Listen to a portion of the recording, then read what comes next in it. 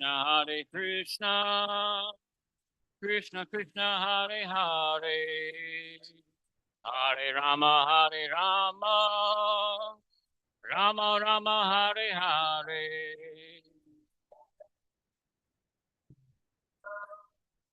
Krishna Krishna, Hare Hare, Hare Rama, Rama Rama, Hare Hare. Hare Krishna, Krishna Krishna, Hare Hare, Hare Rama, Rama Rama, Hare Hare. Hare Krishna, Krishna Krishna, Hare Hare, Hare Rama, Rama Rama.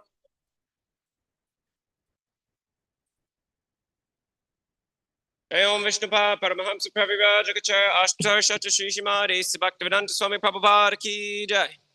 Jai Om Vishnupad Paramahamsa Pravirajagacharya Ashtar Shata Shri Shima Bhakti Siddhanta Saraswati Goswami Maharaj Prabhupada Ki Jai.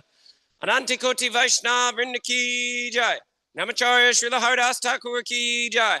Prem Sako Shri Krishna Chaitanya Prabhu Nityananda Shri Advaita Gadadhar Shivasati Gaura Bhakta Vrinda Ki Jai. Shri Radha Krishna Gopi Gopinath Shyama Kunda Radha Kunda Giri Govardhana Ki Jai. Vrindavan Dham Ki Jai. Mathura Dham Ki Jai. Navadvip Dham Ki Jai. Jagannath Puri Dham Ki Jai. Bhakti Devi Ki Jai. Tulasi Devi Ki Jai. Ninamaya Ki Jai. Gangamaya Ki Jai. Samaveta Bhakta Vrinda Ki Jai. All glories to the assembled devotees. All glories to the assembled devotees. All glories to the assembled devotees. Gora Pramanande Hari Haribo.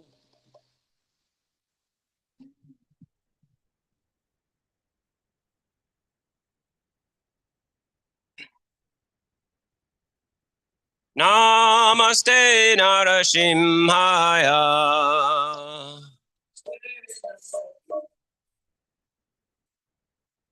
Alada Lada Daine. Hiranyakashipur Bhakshaha. Shila Tangana Kalaye.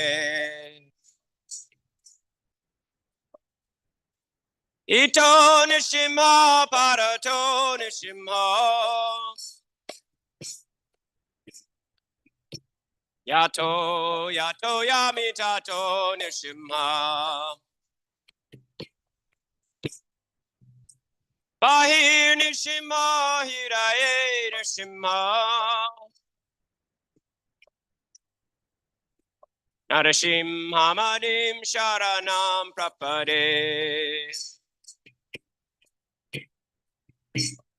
Tavakara Kamalavare Kamadbutta Shringa Talita Hiranyakashipu Tanu Ringam Keshavadvita Narahari Rupa Jai Jagadisha Hare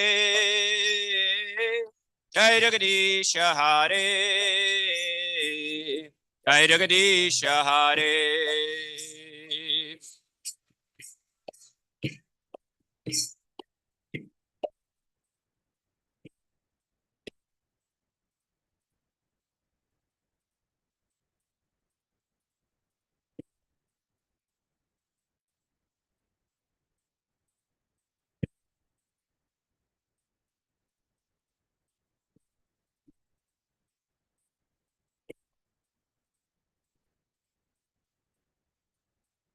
Kavakara Kamalavare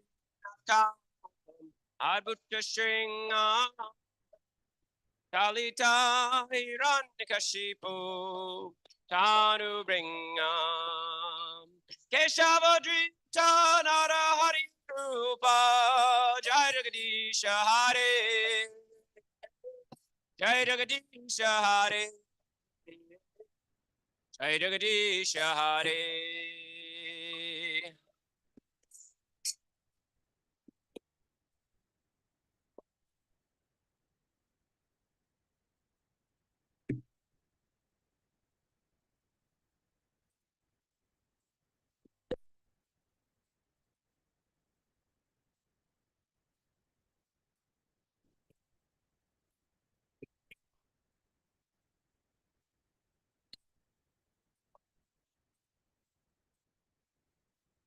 Keshavadrita Rupa Jai Jagadisha Hare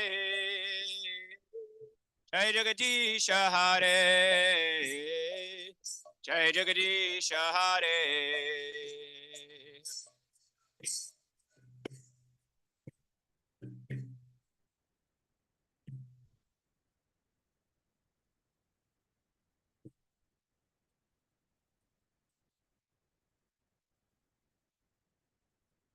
Lord Nishingadev Ki Prahlad Maharaj Ki Srila Prabhupada Ki.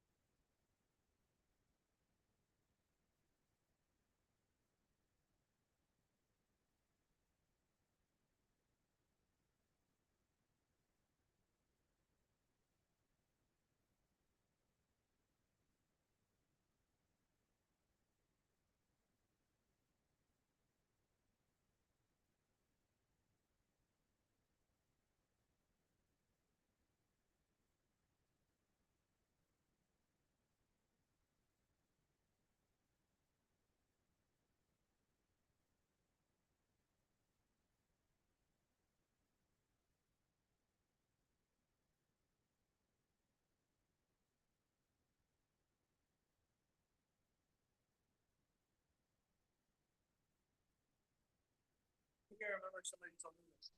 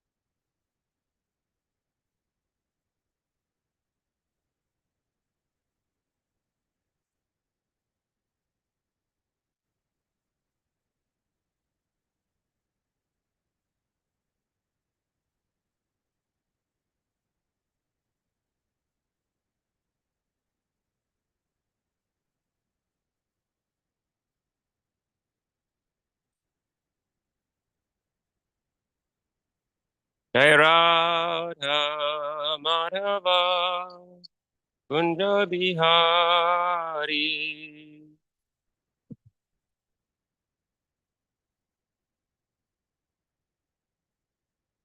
Jai Radha Madhava Kunja Bihari.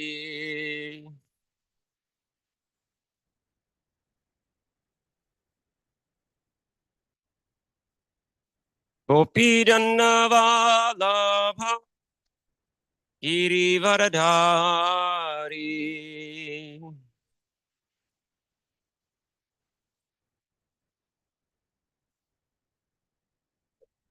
Gopi Jannavalabha Girivaradhari.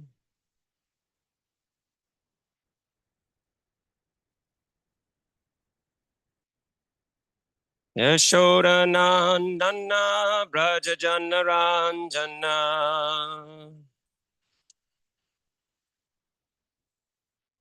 Yashodanandana Brajajanaranjana.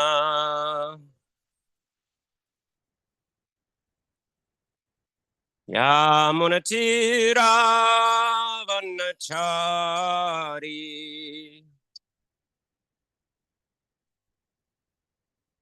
Yamunatira Vanachari.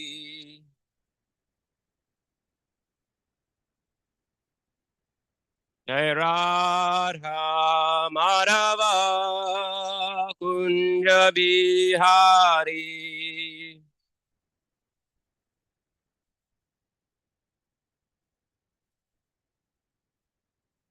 Jai Radha Madhava Kunja Bihari.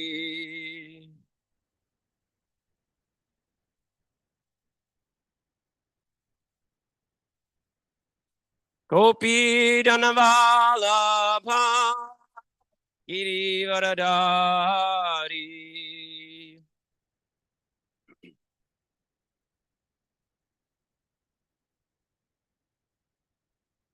Gopi Dhanavalabha Girivaradhari.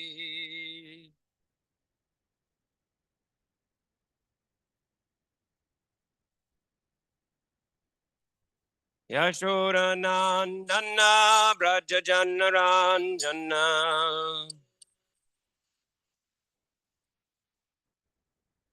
Yashodanandana Brajajanaranjana.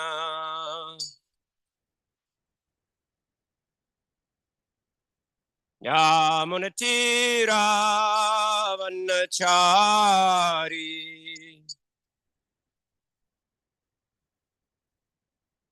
Yamunatira Vanachari.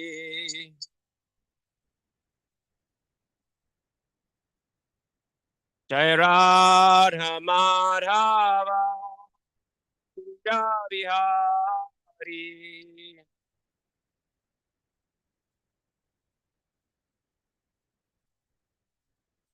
Jai Radha Madhava Kunja Bihari.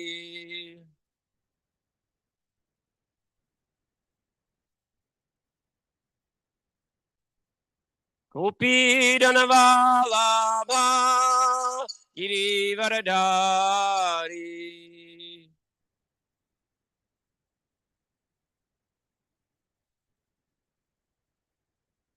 Gopi Dhanavalabha Girivaradhari.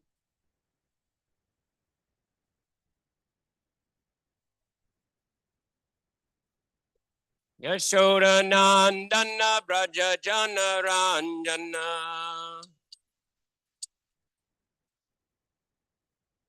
Yashodanandana Brajajanaranjana.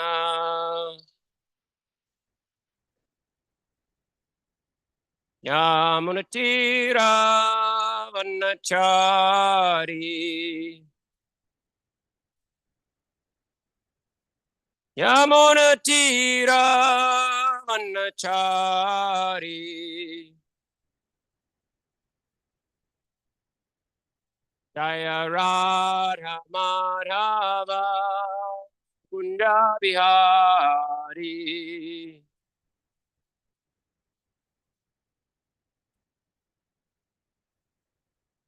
Jaya Radha Madhava Kunda Bihari.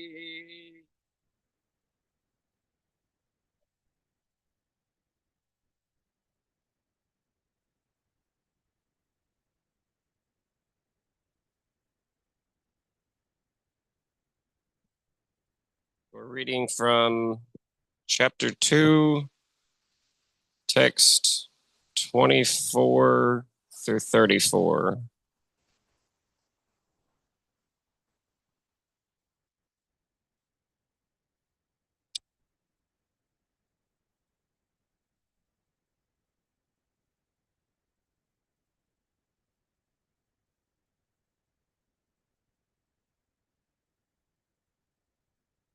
Achedo yam adahyo yam akledo shosha evacha nitya sarva gatastanur achalo yam sanatanaha. This individual soul is unbreakable and insoluble and can be neither burned nor dried. He is everlasting, all-pervading, unchanging, immovable, and eternally the same. Text 25. Avyaktoyam achintyoyam avikaryoyam uchate tasmadevam viditvainam nanusuchitamarhasi. Translation. It is said that the soul is invisible, inconceivable, immutable, and unchangeable. Knowing this, you should not grieve for the body. Text 26. Tachainam nitya jatam nityam va manyase mritam tatapi tvam mahabaho nainam shochitam arhasi.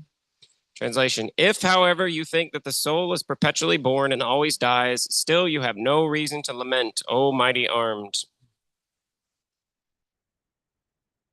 Chatasya hi dhruvo mrityur dhruvam janma mritasya cha tasmad apari hari arte natvam sochitam arhasi. Translation. For one who has taken his birth, death is certain, and for one who is dead, birth is certain. Therefore, in the unavoidable discharge of your duty, you should not lament. 28. Avyuktadini bhutani vyakta madhyani bharata avyakta nidhananyeva tatraka paridevana. Translation. All created beings are unmanifest in their beginning, manifest in their interim state, and unmanifest again when they are annihilated. So what need is there for lamentation? Text 29. Ascharyavat pashyati kaschitenam ascharyavat vadati tataiva chanyaha ascharyavat chainam anya shrunoti shutvapyenam vedana chaiva kaschit. Translation. Some look on the soul as amazing, some describe him as amazing, and some hear of him as amazing, while others, even after hearing about him, cannot understand him at all. Text 30. Dehi nityam avadyoyam, dehi sarvasya bharata, tasmat sarvani bhutani, natvam sochitam arhasi. Translation. O descendant of Bharat, he who dwells in the body is eternal and can never be slain. Therefore you need not grieve for any creature.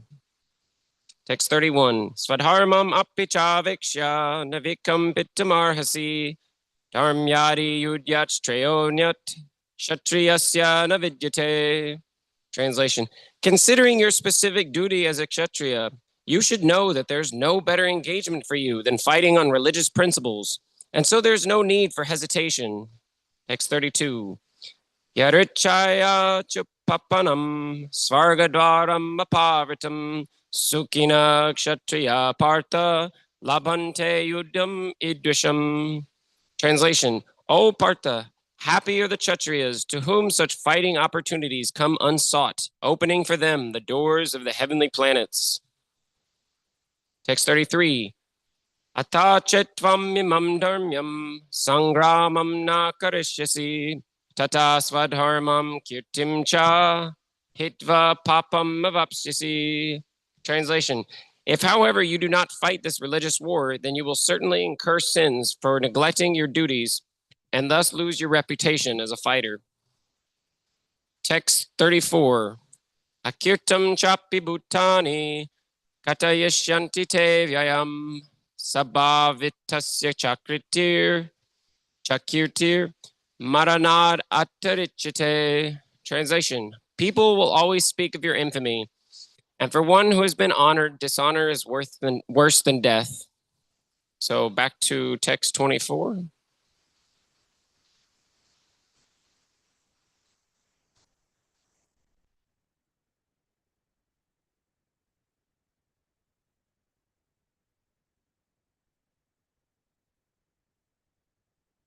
Translation again. This individual soul is unbreakable and insoluble, and can be neither burned nor dried. He is everlasting, all-pervading, unchangeable, immovable, and eternally the same. And purport by His Divine Grace A.C. Bhaktivedanta Swami Prabhupada, Srila Prabhupada Ki Jai. All these qualifications of the atomic soul definitely prove that the individual soul is eternally the atomic particle of the spirit whole, and he remains the same atom eternally without change. The theory of monism is very difficult to apply in this case because the individual soul is never expected to become one homogeneously. After liberation from material contamination, the atomic soul may prefer to remain as a spiritual spark in the effulgent rays of the Supreme Personality of Godhead. But the intelligent souls enter into the spiritual planets to associate with the personality of Godhead. The word sarvagataha, all-pervading, is significant because there's no doubt that living entities are all over God's creation. They live on the land, in the water, in the air, within the earth, and even within fire. The belief that they are sterilized in fire is not acceptable because it is clearly stated here that the soul cannot be burned by fire. Therefore, there's no doubt that there are living entities also in the sun planet with suitable bodies to live there. If the sun globe is uninhabited, then the word sarvagataha, living everywhere, becomes meaningless. Can we turn the light on here? The light, it's over there, right behind Prabhupada. It's either the fourth or the fifth one. Keep going. There's one. Yeah, thank you.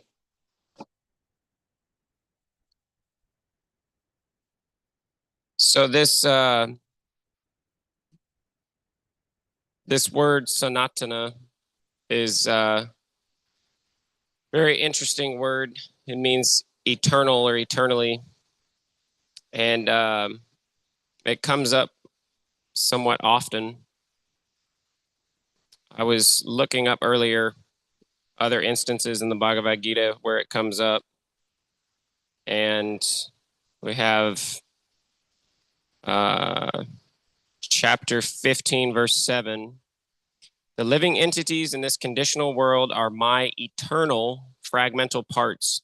Due to conditioned life, they are struggling very hard with the six senses, which include the mind. Chapter 8, verse 20. Yet there is another nature which is eternal and is transcendental to this manifested and unmanifested matter. It is supreme and is never annihilated. When all in this world is annihilated, that part remains as it is. And chapter 11, verse 18. You are the supreme primal objective. You are the best in all universes. You are inexhaustible and you are the oldest. You are the maintainer of religion, the eternal personality of Godhead. So I thought it was interesting that this word comes up so much because this is kind of, it's like Bhagavad Gita's first lesson is we're not the body. We're not temporary. Body is changing at every second, but we are the person who's watching the body change, who's staying the same despite all of these other things around us changing. So, the verse says the soul is unbreakable and insoluble. He's everlasting, all-pervading, unchangeable. He's eternally the same. So we're put into a situation where everything dwindles and decays and deteriorates. It doesn't stay the same for very long. And when you're seeking some happiness, you don't go to something wanting to get some happiness from it and saying, I hope this is short-lived. I hope it doesn't last very long. Rather, you're always looking for something that can fulfill more than the last thing that you gave up, looking for a more permanent occupation or activity. So this is very natural since we are eternally spirit souls and we are eternally active. So we're always looking for some activity, something to invest our energies in. And Krishna is also eternal, and we have an eternal relationship with him.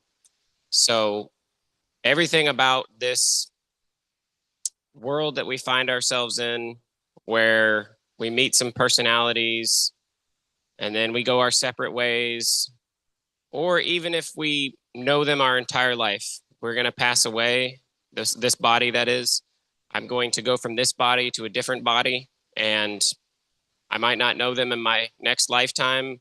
My friends in this life might be my enemies in the next life, or vice versa. So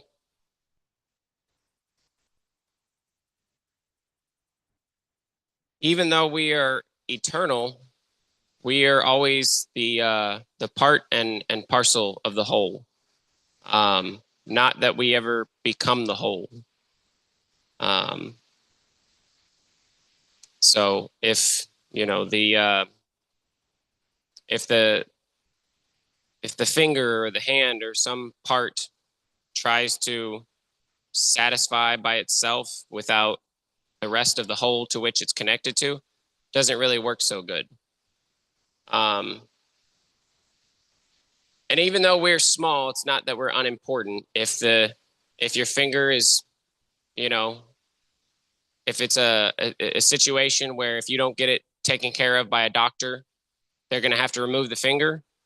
How much money and time and energy will you spend to try to make sure you don't lose that finger? So we're very important to Krishna, to God, to the absolute truth, the supreme whole. But he's independent. He doesn't have to do anything. But he, if we approach him through devotees, through devotional service, through Shravanam, Kirtanam, through chanting and hearing about him, then he reciprocates very much. And the other word in this purport, or in the text, excuse me, sarvagataha is all pervading.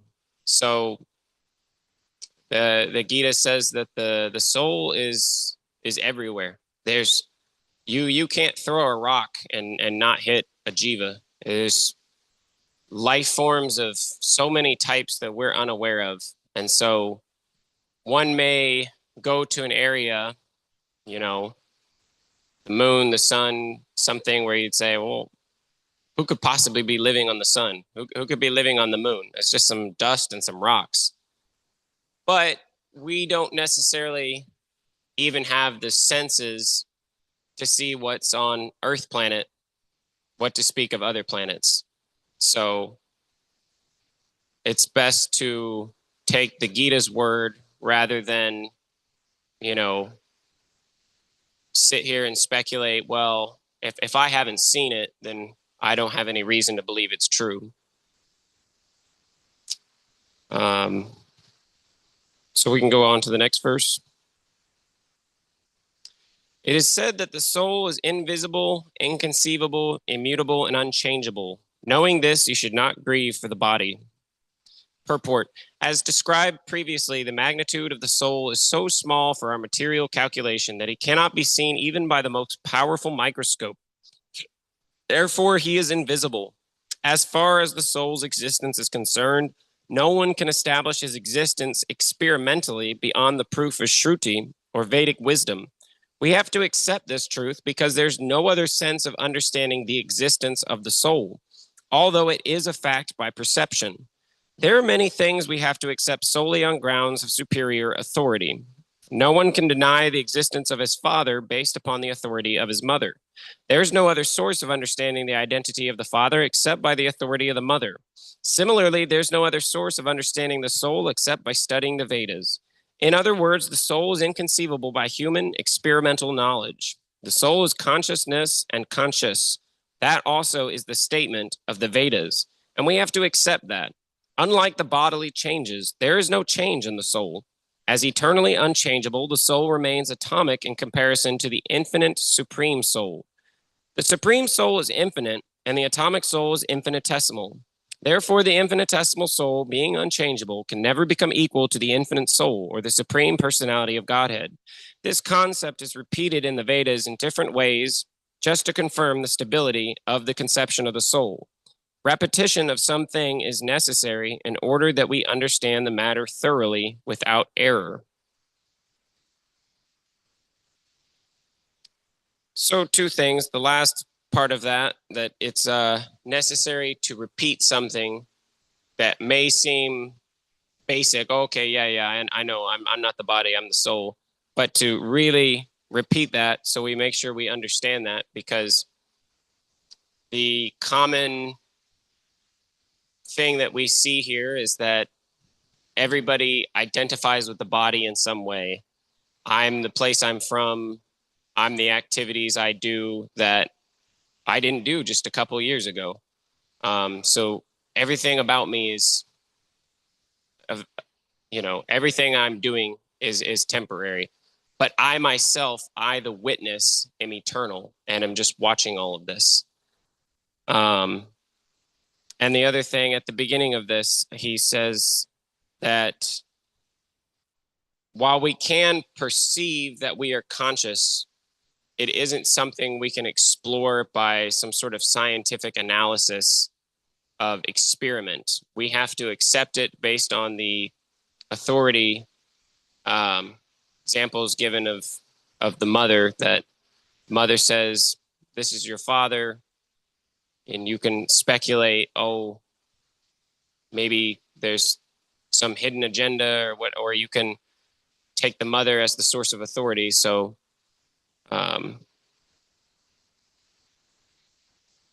so that's the way to accept higher knowledge, that even with material science, I may know how to do some of the most basic things, I can change the oil on my car, but if I take my car in for something more complicated, I'm in over my head. I have to go to the person that says, here's the problem. You can accept our definition and we can fix it. Or you can speculate, no, maybe I'll try this, I'll try that, and make the problem worse. And it's like that with so many fields of knowledge. So knowledge of the absolute truth, it would make sense that it's like this, because this is, the most complicated subject. Or I should say it's the most beyond us.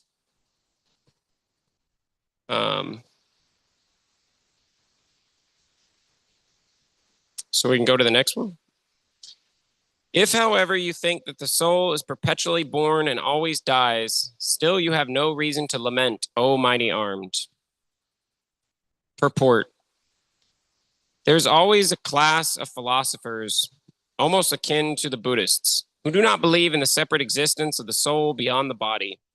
When Lord Krishna spoke the Bhagavad Gita, it appears that such philosophers existed, and they were known as the Lokayatikas and Vaibhasikas. These philosophers maintain that life symptoms or soul takes place at a certain mature condition of material combination. The modern material scientists and materialist philosophers also think similarly. According to them, the body is a combination of physical elements, and at a certain stage, the life symptoms develop by interaction of the physical and chemical elements. The science of anthropology is based on this philosophy. Currently, many pseudo-religions now becoming fashionable in America are also adhering to this philosophy as well as to the nihilistic, non-devotional Buddhist sects. Even if Arjuna did not believe in the existence of the soul, as in the Vaibhasika philosophy, there would still have been no cause for lamentation. No one laments the loss of a certain bulk of chemicals and stops discharging his prescribed duty. On the other hand, in modern science and scientific warfare, so many tons of chemicals are wasted for achieving victory over the enemy. According to the Vaibhasika philosophy, the so-called soul, or Atma, vanishes along with the deterioration of the body. So in any case, whether Arjuna accepted the Vedic conclusion that there's an atomic soul, or whether he did not believe in the existence of the soul, he had no reason to lament. According to this theory, since there are so many living entities generating out of matter every moment, and so many of them are being vanquished every moment, there's no need to grieve for such an incident. However, since he was not risking rebirth of the soul, Arjuna had no reason to be afraid of being affected with sinful reactions due to his killing his grandfather and teacher. But at the same time, Krishna sarcastically addressed Arjuna as Mahabahu, mighty armed, because he at least did not accept the theory of the Vaibhasikas, which leaves aside the Vedic wisdom. As a Kshatriya, Arjuna belonged to the Vedic culture, and it behooved him to continue to follow its principles. So yeah, he's making the point that Krishna, that is, that even if you think that living entities, because there's always a class of philosopher that says, yeah, when you get certain things together, you get, you know, get a brain, a heart, or whatever. They say some chemicals, some chemical combination of things. We don't understand it, but that's what's happening. That's when life is produced. And they have no way of knowing this. This is just what they'd call their best guess. So even if that was the case, then what would be the need to worry about, oops, I spilled some chemicals. If everything's just chemicals, then that's happening all the time. So he's saying whether you accept this nonsense philosophy or you understand that you're not the body and they're not the body, and the soul is never slain, it's never destroyed. Either way, there's no reason to lament.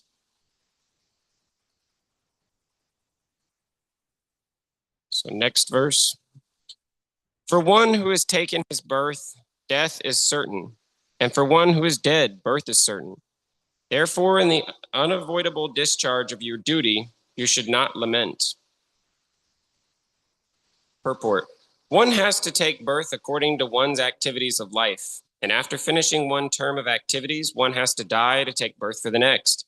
In this way, the cycle of birth and death is revolving, one after the other without liberation. This cycle of birth and death does not, however, support unnecessary murder, slaughter, and war. But at the same time, violence and war are inevitable factors in human society for keeping law and order. The Battle of Kurukshetra, being the will of the Supreme, was an inevitable event, and to fight for the right cause is the duty of the Kshatriya. Why should he be afraid of or aggrieved at the death of his relatives since he was discharging his proper duty? Shishigornitai ki. Right. He did not deserve to break the law, thereby becoming discharged to the reactions of sinful acts of which he was so afraid. By avoiding the discharge of his proper duty, he would not be able to stop the death of his relatives, and he would be degraded due to his selection of the wrong path of action. Next verse. All created beings are unmanifest in their beginning, manifest in their interim state, and unmanifest again when they are annihilated. So what need is there for lamentation? Purport.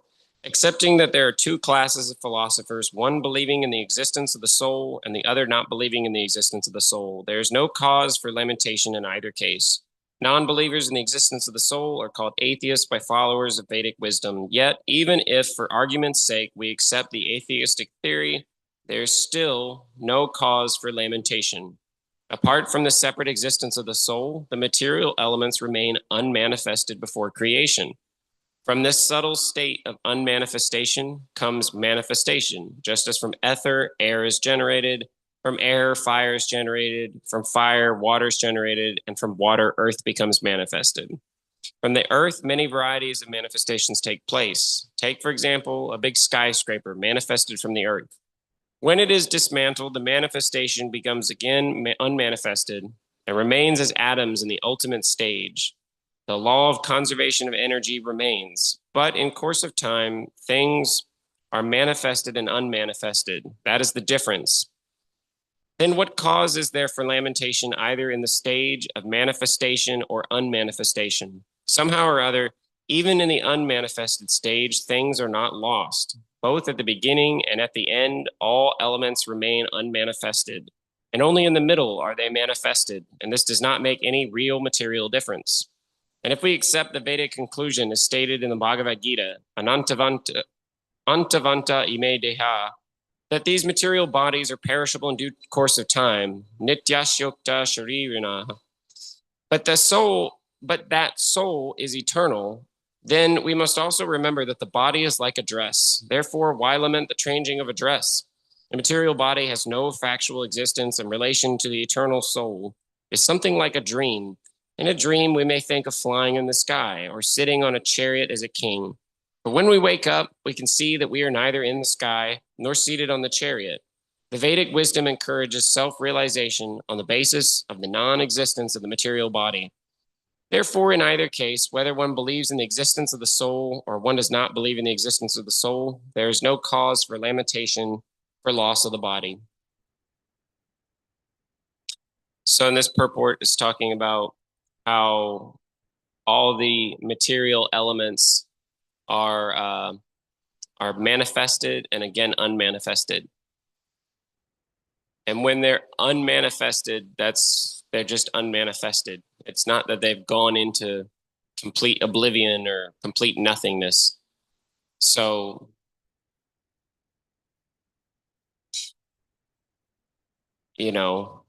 there's the scientific idea that nothing's ever created or destroyed. It's just energy's never created or destroyed. It's just changing from one state to a next.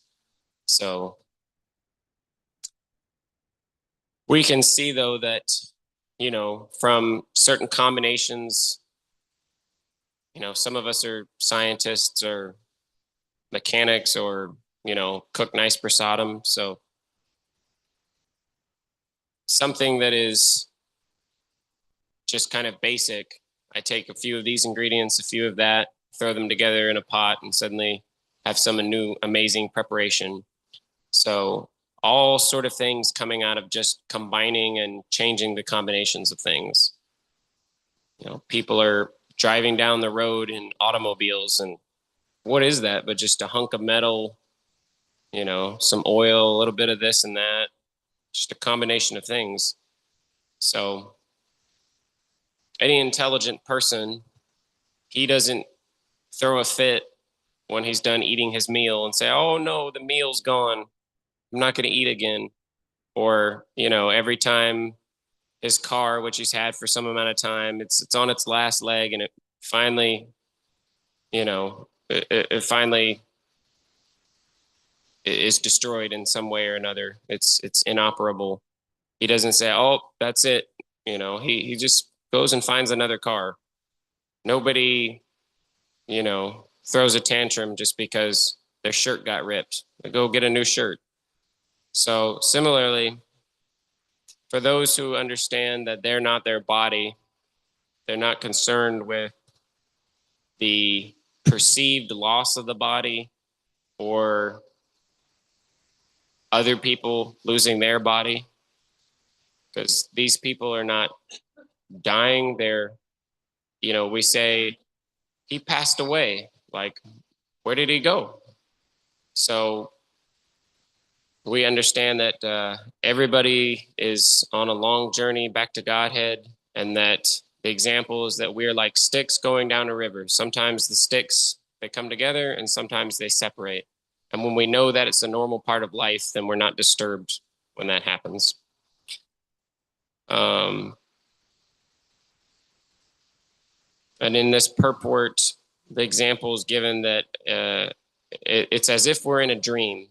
While we're in the dream, it's incredibly real for us. And some of us are lucky enough to even have, they call it lucid dreaming, where even in a dream, you realize, oh, this is a dream, and suddenly it doesn't affect you. So life is compared to a dream in the sense that it's all temporary. It may seem extremely real for the time being, but for one who understands it's all going to pass, it's, what reality does it actually have? This person is very attractive, good singing voice, you know, very strong, whatever material qualifications there can be. And this person, they have some health complications. They, very difficult for them to just get by from day to day. But it's no different from, pulling up to the stoplight and the person next to me, that car's smoking and it's all rusted out, but it still gets them where they need to go. So we're not the car. We're not our bodies. We're not our clothes. We're not any of these material things that we identify with. So just like if my vehicle gets me where I need to go, that's a success. If my body if I can serve Krishna, then what does it matter, if I should obviously endeavor to serve him as best as I can, but, the material body is it's just something I have. It's not the first body I've had or the last body. So, and it doesn't matter whether I end up in an Indian body or American body or male or female, or, when we have the human life, this is our opportunity to make the most. The spirit soul has gone through so many animal species. There's said to be 8,400,000 species of life. And we've been transmigrating for a long time from one to another.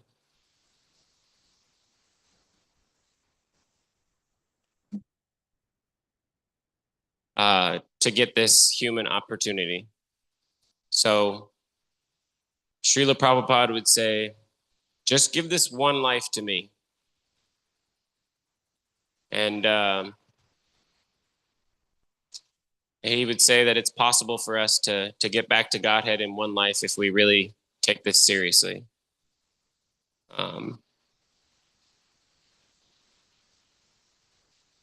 So we can read the next verse. Some look on the soul as amazing. Some describe him as amazing, and some hear of him as amazing, while others, even after hearing about him, cannot understand him at all. Purport. Since Gita Upanishad is largely based on the principles of the Upanishads, it is not surprising to also find this passage in the Katha Upanishad. Shravanayapi bahubir no labhya shinvantopi bahavo yana vidyo ascharyo vaktakushalosya labdha ascharyo gyatakushalanusishtaha. The fact that the atomic soul is within the body of a gigantic animal, in the body of a gigantic banyan tree, and also in the microbic germs, millions and billions of which occupy only an inch of space, is certainly very amazing. Men with a poor fund of knowledge and men who are not austere cannot understand the wonders of the individual atomic spark of spirit, even though it is explained by the greatest authority of knowledge, who imparted lessons even to Brahma, the first living being in the universe. Owing to a gross material conception of things, most men in this age cannot imagine how such a small particle can become both so great and so small. So men look at the soul proper as wonderful either by constitution or by description. Illusioned by the material energy, people are so engrossed in subject matter for sense gratification that they have very little time to understand the question of self-understanding, even though it is a fact that without this self-understanding, all activities result in ultimate defeat in the struggle for existence. Perhaps one has no idea that one must think of the soul and also make a solution of the material miseries. Some people who are inclined to hear about the soul may be attending lectures in good association, but sometimes, owing to ignorance, they are misguided by acceptance of the supersoul and the atomic soul as one without distinction of magnitude. It is very difficult to find a man who perfectly understands the position of the soul, the supersoul, the atomic soul, their respective functions, relationships, and all other major and minor details. And it is still more difficult to find a man who's actually derived full benefit from knowledge of the soul and who is able to describe the position of the soul in different aspects. But if somehow or other one is able to understand the subject matter of the soul, then one's life is successful. The easiest process for understanding the subject matter of self, however, is to accept the statements of the Bhagavad Gita spoken by the greatest authority, Lord Krishna, without being deviated by other theories. But it also requires a great deal of penance and sacrifice, either in this life or in the previous ones, before one is able to accept Krishna as the Supreme Personality of Godhead. Krishna can, however, be known as such by the causeless mercy of the pure devotee and by no other way.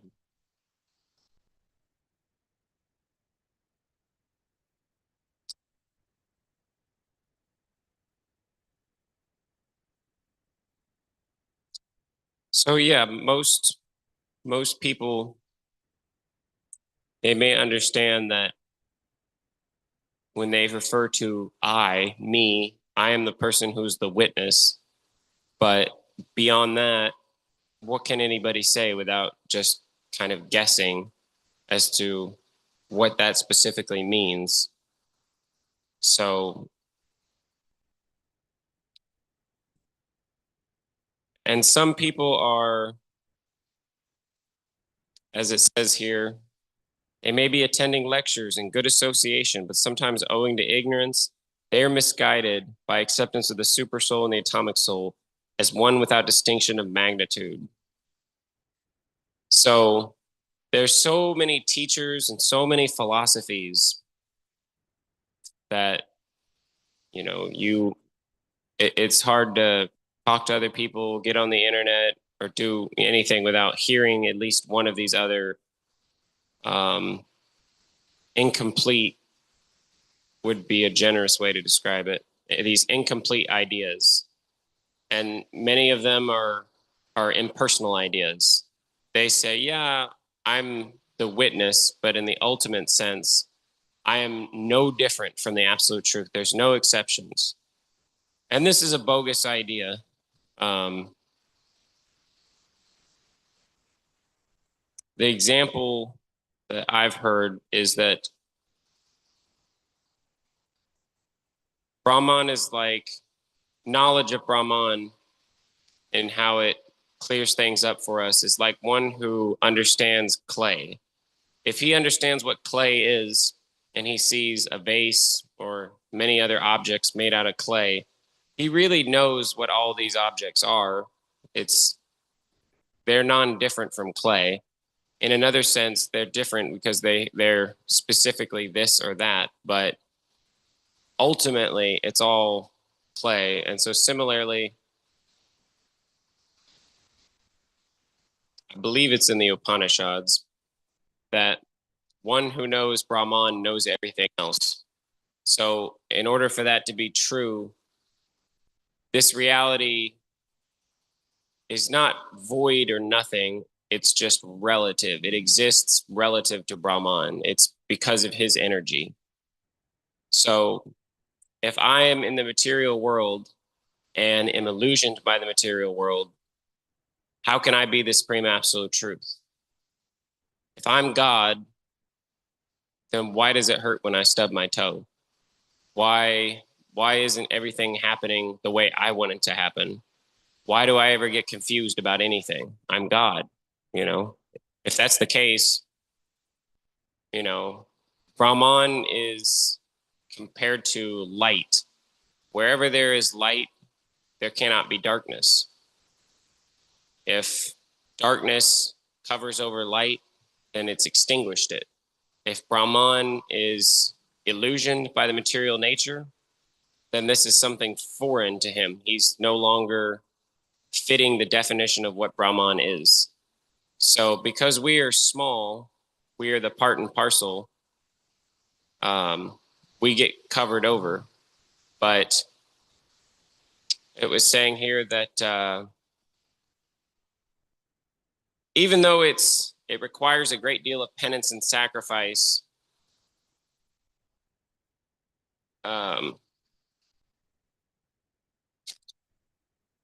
before we accept, he accepts what previous life. It says one's progress is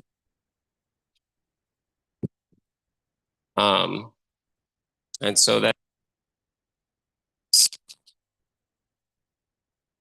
if I do one act of devotional service, if I chanting on the street and in a mocking tone, I say, "Oh, yeah," and just kind of laugh at them. He's still taking that as the beginnings of devotional service. Krishna is non-different from. So when we call out, Hare Krishna, we're associating directly with the Supreme Personality of Godhead.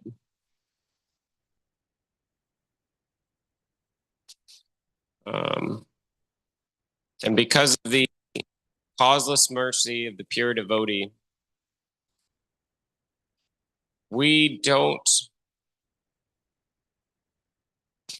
it isn't always that, this reaction, but the pure devotees are so kind to the fallen living entities that they are 24/7, sleeping as little as possible, just taking enough prasadam, carry out their work. They are 24/7 trying to the living entities in Krishna's devotional service. They're all, some are preaching, some are cooking feasts every Sunday.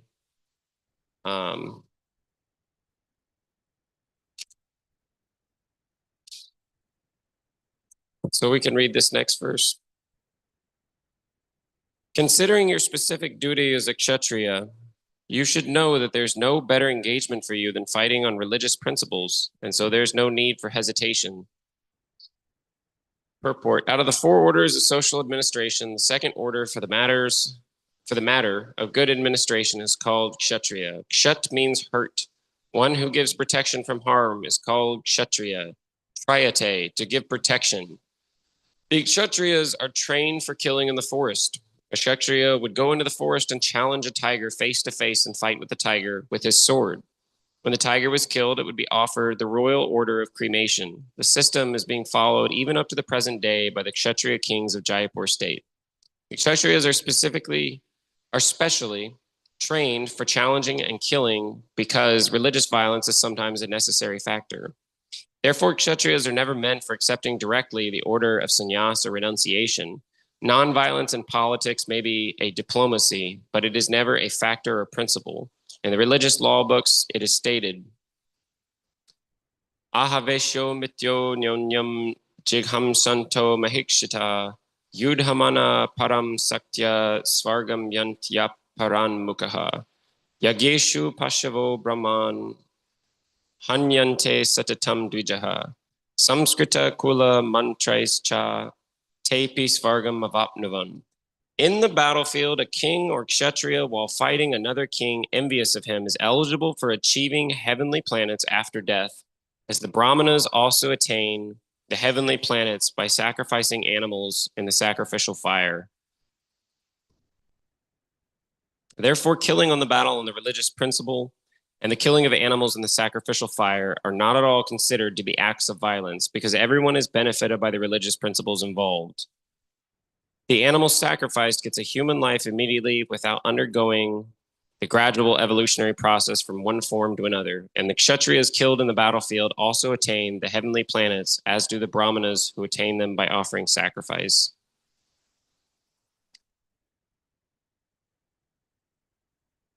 So Krishna's pointing out that because Arjuna was in the Kshatriya of the four social orders, he's in the martial or the kingly class.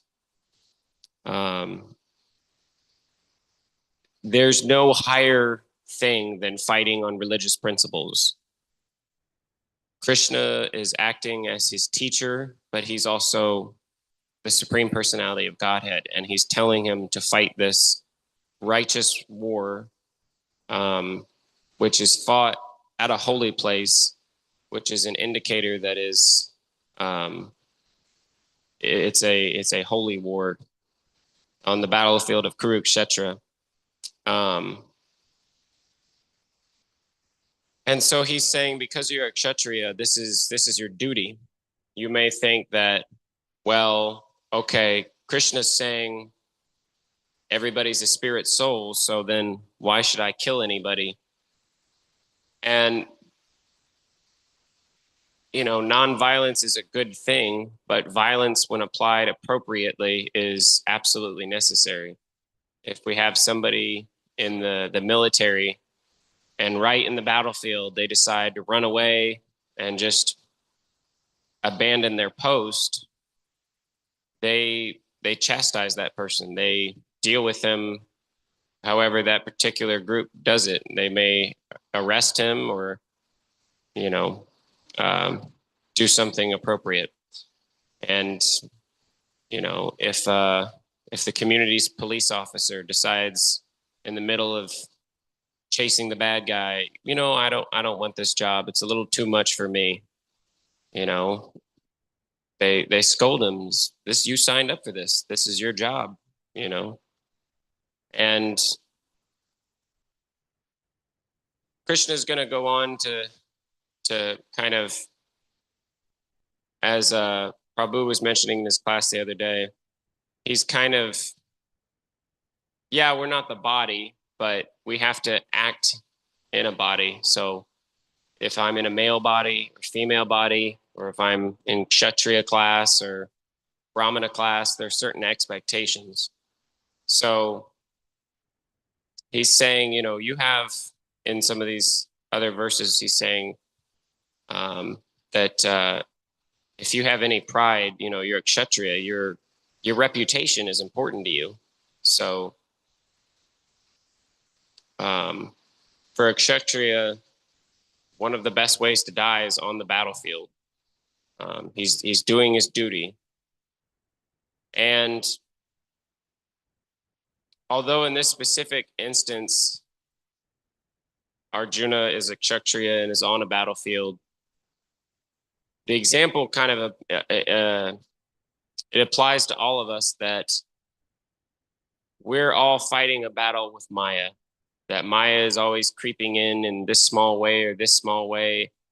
And it might come in the form of, I think I know better than my guru. I take a little bit of what he says, but I don't want to go extreme and just do everything he says. Or it might come in the form of, I only do the devotional services I like. When they ask me to do this thing or this thing, I say, no, that's not really my thing. But we're aspiring to get out of the material world. So we don't want to have any material, any hankerings or any tinge of desire to enjoy materially left. So the servant, he's never thinking about himself. He's just thinking about the master. And because Krishna is the kindest master, he takes care of the insects and the plants, like Prabhu was saying in his class. He takes care of homeless people. They can go find some shelter. They can, so many ways to find the basic necessities. So we've been migrating from one body to the next for so long, and mainly just concerned with four things: eating, mating, sleeping, defending. So, in devotional service, You say, okay, yeah, you have to eat, but instead of making the food for you, make the food for Krishna, offer it to Krishna, and then that way you are benefited in devotional service. You're not being binded by that sinful activity. Because it's not ours. The food isn't ours. This body is not mine. Everything is to be used